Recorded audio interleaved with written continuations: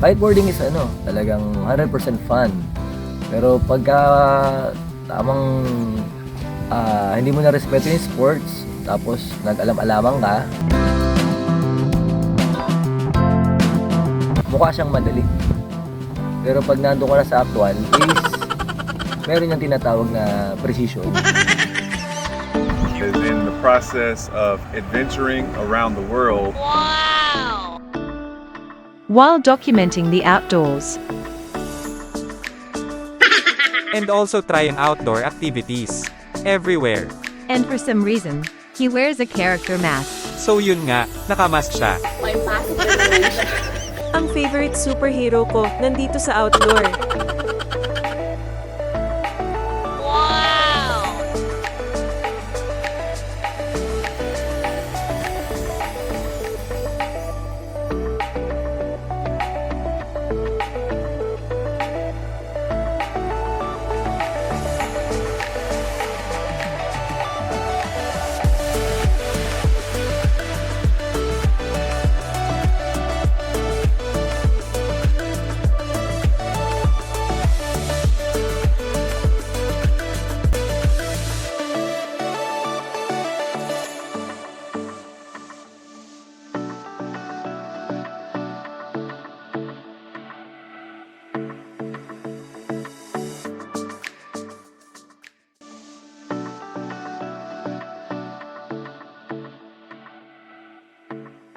Dito ngayon tayo sa Nido, Palawan.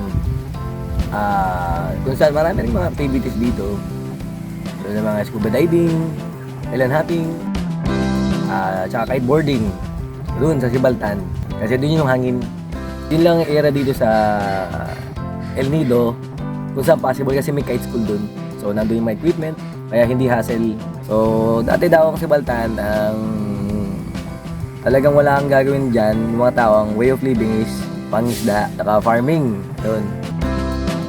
Pero nung dumating yung kiteboarding, natuwa rin yung mga lokal kasi may bagong paningin sa... may bago silang mga nakikitang mga ganung bagay na ay pwede pala Sibaltan. Kitesurfing, kiteboarding was invented about 20 years ago. It seems to be a very popular sport and very new to people, but it's actually been around for some time. It originated from foil kiting. It was invented to do inflatable kite, which is used for kiteboarding, kitesurfing, and the reason why they use an inflatable kite is so the actual kite floats on the water, so it's a buoyancy aid. So, dahilan kung bakit ko nagustuhan ng kitesurfer. So, yun nga, dahil sa surfers ako, at gusto ko rin matuto ng kitesurfer. Dala na ng mga kaibigan. Mas gusto ko pa may maraming kaalaman about surfing. Ang Sibaltan, isa siya sa mga leg ng kiteboarding competition.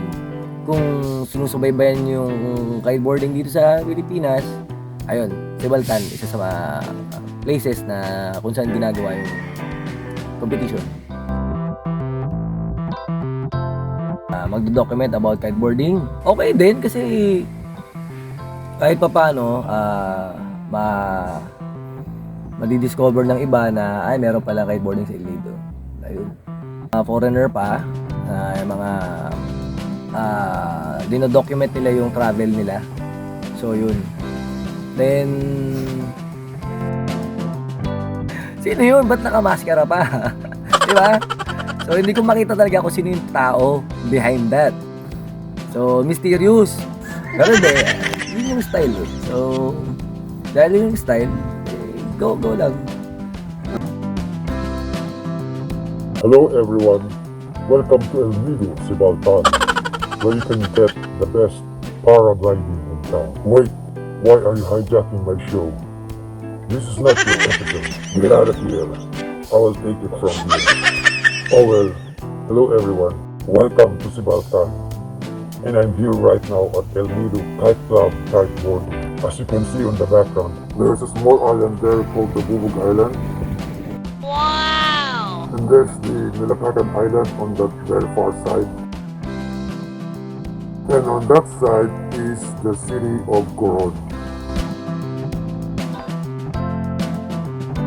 My arch enemy actually met her a week ago at Duli Beach for our surfing episode. So Vivian, welcome back again and thanks for coming to this episode. Thank you. The Scorpion met you there last time and we did some surfing and heard that you're a good surfer as well. And this time you're here for Kiteboarding. kite surfing. So tell me, who introduced you to this sport and why do you like to try it? I saw it like more on in Instagram, and then my friend here in Sibaltan like asked me if I would like to do it, like for real. So, Yeah, why not? alright, I will do it. And I met the instructor of the kite surf.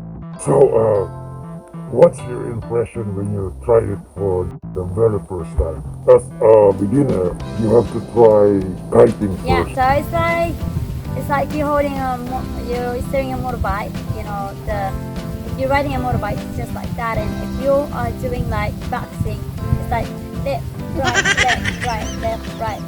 It's a matter about controlling the wind. You're like, if you have a good instructor like Kuya, like you're gonna get it right away, like really fast. Like you have some background in fight. It seems like you know how to fight. Yeah. Alright, Show you how to do it. so I'll see you there. Yeah. Paragliding at the ocean. Thank you. So, I'm here for a 3-day kiteboarding refresher course. And so,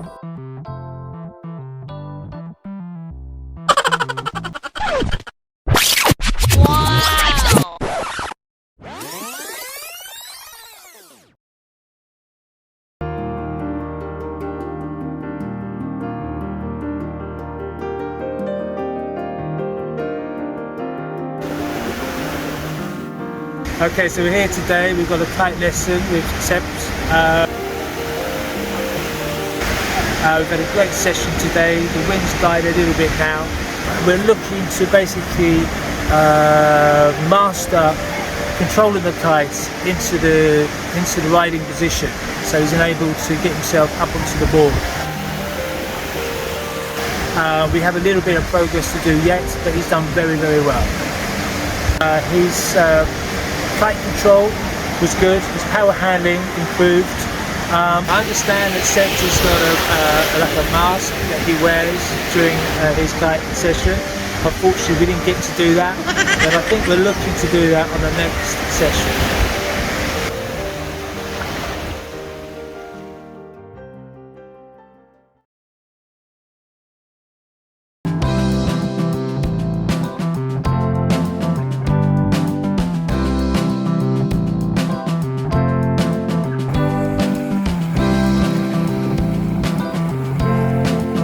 So, I'm here for a 3-day kiteboarding refresher course. Saba McCoy, the man. What's up? So this is our kite, huh? So it seems like it's not yet ready. I'm gonna get my gears ready and see you around. Si Nebs kung paano magturo. Standard procedure, napaka-professional. Kasi unang-una, si Nebs talaga ang nag-ano sa akin, ang nag-invite sa akin. O para sa akin, siya yung talagang reliable na tao pagdating sa history ng kiteboarding dito sa Sibaltan. Bilang kite instructor, bago ka namin pahawakin ng kite, kailangan sigurado kami na kaya mong kontrolin yung kite on your own.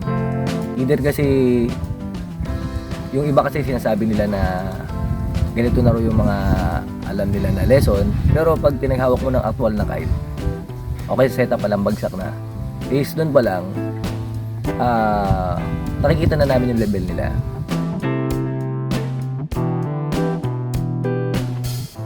On the first day, I did a lot of kite handling and kite controlling. Sa kiteboarding,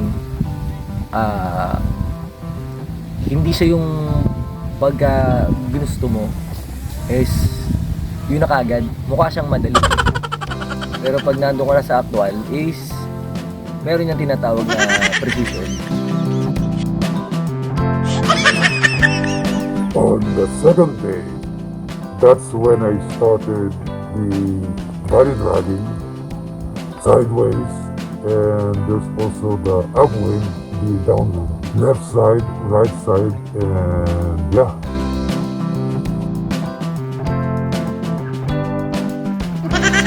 Kiteboarding is talagang 100% fun. Pero pagka tamang hindi mo na respeto yung sports, tapos nag-alam-alamang ka, maaari kang sumabit sa puno, o kaya maaari kang kalad ka din ng hangin. Lalo na yung mga safety, number 1 yan na tinuturo. Wow! Ayun, precision, timing, tsaka tawag dito, tempo, mga metruhan.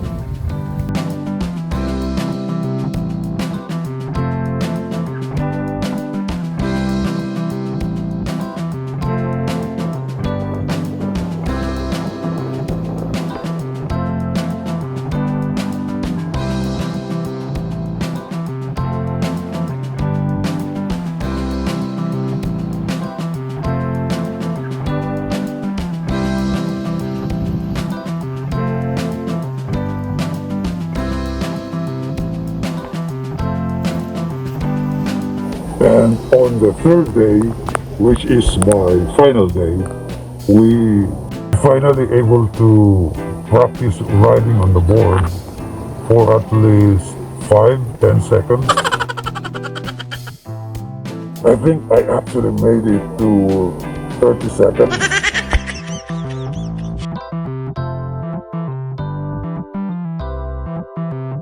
Ibig sabihin, yung pa lang yung level mo. So, ganoon talaga. Si Nebs maayos na instructor magturo. Follow the standard procedure talaga. Napaka-professional.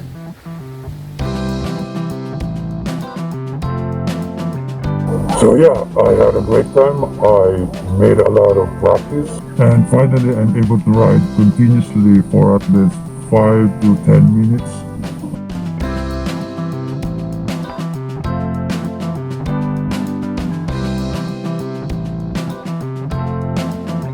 I'll get to practice more and learn more on proper techniques. But overall, I had a great time.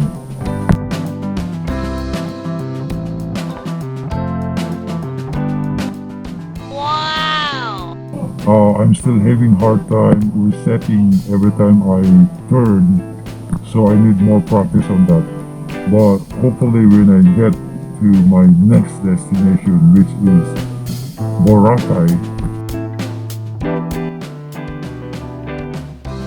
learn more on proper techniques. But overall, I had a great time.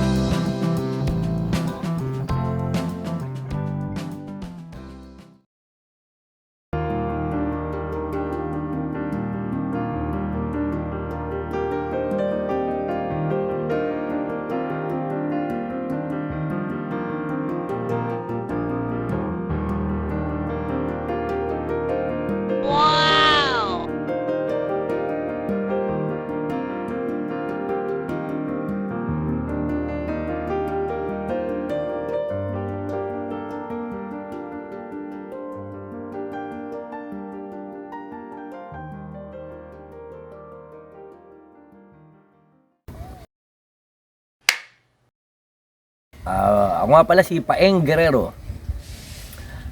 Expertise ko rito is kiteboard instructor. Magandang hapon, ako nga po pala si Dominic Chris Arong. Ang aking expertise is surfing. My name's Oscar. I'm a kite instructor from Kite Bantayan Surf Club, Bantayan Island, Cebu. Cut na, cut. Sige, okay lang. Action. Ano ba magandang sabihin? Cut to. Nag-iisip pa ako eh. Baduy talaga ako. Sobrang baduy. Kasi, sino yun? Ba't nakamaskara pa?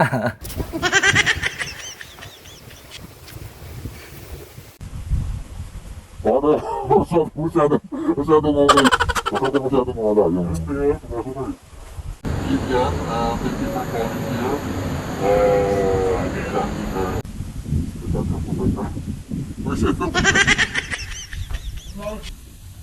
Now we have some props here. We have some gimmick here. With a mask. Alright. Alright,